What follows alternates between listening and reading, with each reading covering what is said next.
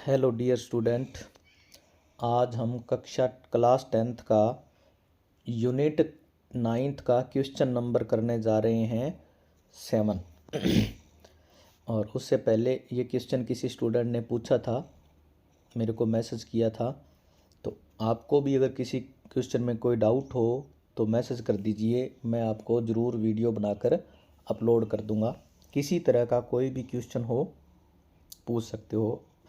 तो क्या कह रहा है, from A point on the ground, मतलब कोई बी पॉइंट है ग्राउंड के ऊपर, ये वाला point B. The angle of elevation of the top and the bottom and the top of a transmission tower, मतलब कोई एक ट्रांसमिशन टावर है, वो फिक्स्ड है at the top of 20 metre high building. वो कह रहा है कि कोई एक टावर लगा हुआ है, कहाँ पर, top of 20 metre high building, मतलब 20 मीटर ऊंची बिल्डिंग है कोई। ये जो है ना, बी से लेकर सी तक कोई एक बिल्डिंग है जिसकी हाइट है 20 मीटर। उसके ऊपर एक टावर लगा हुआ, फिक्स किया हुआ है बी से लेकर ए तक, वो मान लिया अपने एक्स। और उसके एक तो टॉप से और एक बॉटम से। तो जो बॉटम का एंगल है, मतलब ये वाला है 45 डिग्री, और जो टॉप का एंगल है ये है 60 डिग्री। तो अपने को हाइट ऑफ टावर, ये टावर की हाइट मतलब एक्स की वैल्यू निकालनी है। तो इसमें दो ट्राइंगल बन रहे हैं। एक तो बन रहा है, इसको डी लिख लेते हैं अभी अपने, ये डी पॉइंट है। एक तो बन रहा है बी सी डी। तो करते हैं in triangle B C D.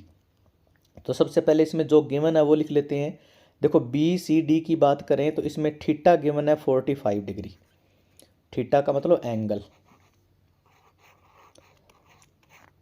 Theta given है 45 डिग्री। और आपको पता है थीटा के अपोजिट साइड, तो यहाँ पे थीटा है तो इसके अपोजिट साइड होगी ये वाली बी सी, ये इसका होता है परपेंडिकुलर। परपेंडिकुलर को अपने लिख लेते हैं पी से। तो परपेंडिकुलर अपने को गिवन है 20 मीटर। और ये जो होता है सी डी जो होगा इसका बेस हो जाएगा, बेस को लिख लेते हैं बी से। तो बी अपने पास है वाई। तो इसमें अपने फॉर्मूला 10 का ही लगाएंगे, क्योंकि पी और बी में फॉर्मूला हमेशा 10 का ही लगेगा। तो एंगल 45 है, पी अपने पास 20 है और बी अपने पास वाई है। नए पेज पे चलते हैं, वहाँ पे सॉल्व करते हैं इसको। तो ये 10 थीटा इक्वल होता है पी अपॉन में बी। 10 थीटा की वैल्यू फाइंड करिए अपने 45 डिग्री गिवन है, और पी की वैल्यू अपने पास है 20, और बी की वैल्यू अपने लेट करी है वाई। 10 45 की वैल्यू होती है 1, इक्वल टू 20 अपॉन में वाई। 1 के अपॉन में कुछ नहीं है तो अपने 1 लगा लेते हैं, और इसका कर देते हैं क्रॉस मल्टीप्लाई। जैसे ही क्रॉस मल्टीप्लाई करेंगे तो वाई का 1 से करेंगे तो ये आ जाएगा वाई इक्वल आ जाएगा 20 का 1 से करेंगे तो 20। तो वाई की वैल्यू आ गई अपने पास 20। अब अपने चलते हैं वापस डायग्राम पर। फिर देखो, अगर अपने इस लाइन को एक बार छोड़ दें, इस वाली लाइन को हटा दें, तो ट्राइंगल क्या बन जाएगा, ए सी डी। तो लिख लेते हैं in triangle A C D. तो इसमें देखो अब थीटा कितना हो गया, ए सी डी में ये वाला थीटा बनेगा, तो थीटा हो गया 60 डिग्री। थीटा का मतलब एंगल, थीटा हो गया 60 डिग्री। और एंगल के अपोजिट साइड, मतलब ये थीटा है तो थीटा के अपोजिट साइड ये पूरी हो जाएगी इस बार, तो ये पूरी होगी पी इस बार। तो पी की वैल्यू आएगी अपने पास है, पूरी है अपने पास 20 प्लस एक्स, और बेस इसका वही रहेगा क्योंकि बेस चेंज नहीं हो रहा, वाई। तो अब अपने उसी पेज पे चलते हैं और सॉल्व करते हैं। थीटा की वैल्यू 60 है, पी की वैल्यू 20 प्लस एक्स है, और बी की वैल्यू वाई है। तो इसको सॉल्व करेंगे तो क्या आ जाएगा, फॉर्मूला 10 का ही लगेगा। तो टेन थीटा इक्वल टू होता है P अपॉन में B। तो टेन थीटा की वैल्यू है 60, P की वैल्यू इस बार है 20 प्लस x और B की वैल्यू है y।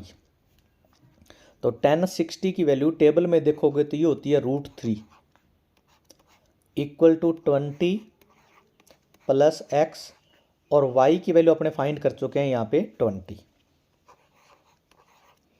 अब √3 के अपॉन में कुछ नहीं है तो 1 लगा लो और क्रॉस मल्टीप्लाई कर दो। क्रॉस मल्टीप्लाई का मतलब डिनोमिनेटर का न्यूमिनेटर से कर दो। तो 1 का 20 प्लस एक्स से, तो ये आ जाएगा 20 प्लस एक्स। फिर √3 का 20 से, तो ये आ जाएगा 20 √3। 20 प्लस का दूसरी तरफ आ जाएगा माइनस का, तो 20 √3 माइनस आ जाएगा 20। तो दोनों में से कॉमन आ रहा है अभी 20, तो 20 कॉमन ले लेंगे तो ये बच जाएगा √3 माइनस 1। तो ये अपना x की वैल्यू पूछी हुई है, तो ये आ जाएगी x की वैल्यू। अपने एक काम कर सकते हैं कि x का मैं x लिख रहा हूँ, 20 का 20 लिख रहा हूँ और इसकी वैल्यू होती है √3 की 1.732 और माइनस 1। x इक्वल टू 20, दोनों में से माइनस करोगे तो ये बच जाएगा, तो मल्टीप्लाई कर दो तो 20 अभी ये ध्यान रखना। तो 20 का करेंगे तो 0 4 6 14, तो 3 छोड़कर पॉइंट और 3 छोड़कर अपने पॉइंट लगा देंगे तो ये आ जाएगा 14.640। ये लिख दो तो भी सही है और ये लिख दो तो भी सही है। उम्मीद है आपको समझ में आया होगा।